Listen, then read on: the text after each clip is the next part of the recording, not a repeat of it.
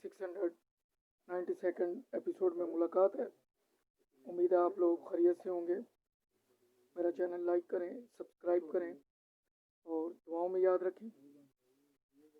इस एपिसोड में आपको एक सबक आमोज़ किस्सा सुनाने जा रहा हूँ। आखिर तक सुनिएगा, इसमें बहुत बड़ा सबक और फ़लसफ़ा पोशीदा है, क्योंकि ऐसे मौजू ना टीवी पे डिस्कस होते हैं और सुनने को भी बहुत कम मिलते हैं।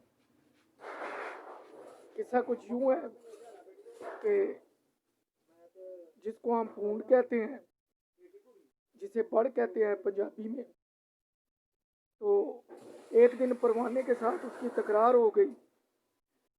तो वो कहने लगा परवाने को कि मेरी शक्ल भी तुमसे मिलती जुलती है, लोग मुझे बड़ कहते हैं, पूंड कहते हैं लोग मुझे लोग परवाना क्यों नहीं कहते।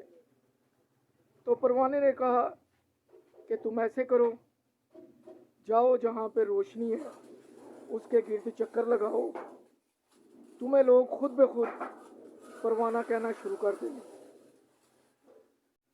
उसने परवाने की बात सुनी और वो रोशनी की तलाश में चल दिया। एक जगह पे उसको कुछ लालटेनें, कुछ शमा, कुछ दिए, कुछ बल्ब मिले।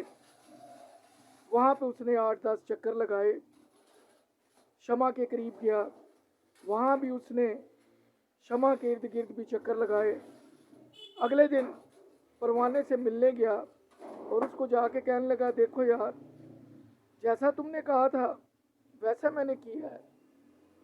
मैंने चक्कर भी लगाए हैं, बल्ब के गिर्द लगाए हैं, लालटेन के गिर्द लगाए हैं, दिए के गिर्द लगाए हैं, शमा के गिर्द लगाए हैं, लेकिन अब भी मुझे लोग परवाना नहीं कहते।